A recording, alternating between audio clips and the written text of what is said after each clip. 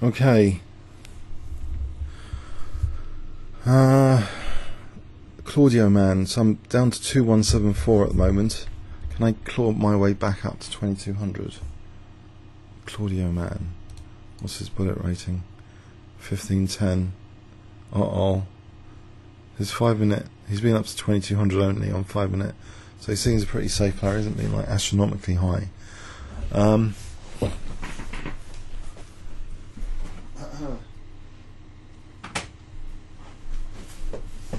like a little bit of TV in the background. It's a little bit of background noise sometimes, I don't know. So, ClaudioMan's not moving.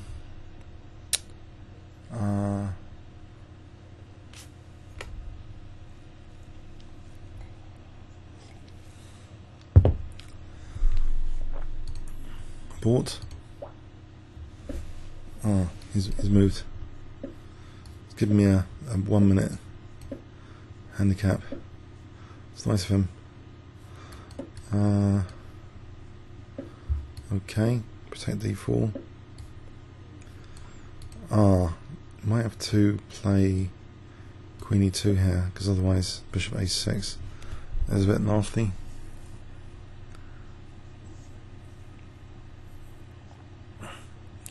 So bishop b1, bishop a6, I think that was very nasty.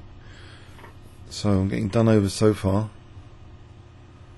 You could play a5 just to sort of maybe try and win the exchange now.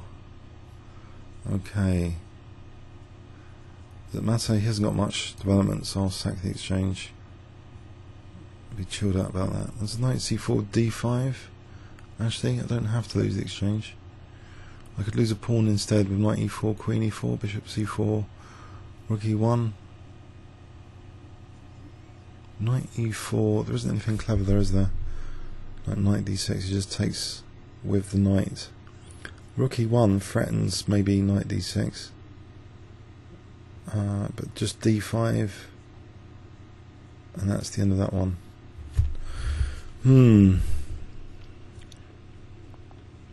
So it looks as though knight e4 wins a pawn here. Knight e4, queen e4, bishop c4. But it's lacking development. Maybe I just sack the exchange with bishop g5. He takes, and he's got no development. It's been like bishop f6, queen f6, queen a8. Okay, we're coming into this. So I don't think he's got too much development. Actually, there's no bishop f6, but his queen's protecting a8 at the moment. It's getting short of time already. I did offer to abort earlier. 5 minutes to give a 1 minute odds is a bit much, but we'll see. So knight e5 or b3 bishop b2. Maybe knight e5 first. Hits f7 and c4. Also I can swing my rook in maybe for the attack. Rook e3 to g3 at some point. Okay, I'll just slip it back for bishop g5.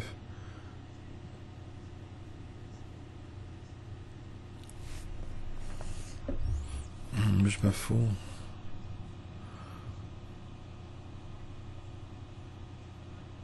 Okay, so potentially knight c4. Nope, bishop f4. Knight g4, not bishop f4 but queen f4. There's no little trick there. Kick this guy out and maybe use the c file. I'll just use the c file. Knight takes d7 actually, queen f4. Queen g7. What about just taking on f4 and knight b6? So how can I get out of the way of that idea?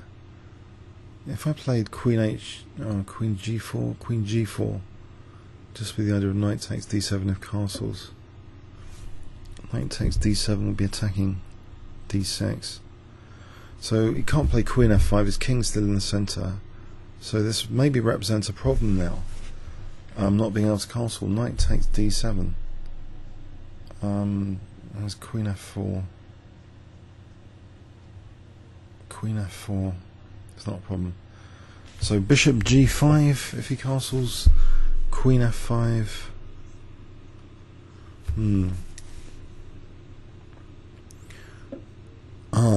Okay, so he's changing the situation now quite a bit with that h5. Right, just rook e3 and just try and actually bishop e5. So I think rook e3 just to get the rooks in. It's like rook f3 next. Would threaten all sorts of things.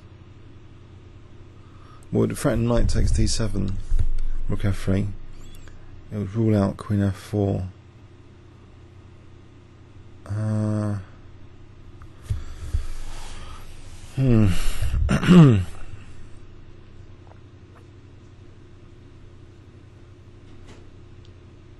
Okay. So what's going on? h4, queen g4, if castles. Okay, so bishop e5 now. So I'm essentially on g7. Is he going to play that? It's a bit wrecked his structure. I think I'll just gladly accept that advantage. There might have been something stronger, but this looks good. I'll stick the bishop over here. Just on e5 looks good. I'll protect a4 and make sure I don't get back row mated by playing. I'll play h4.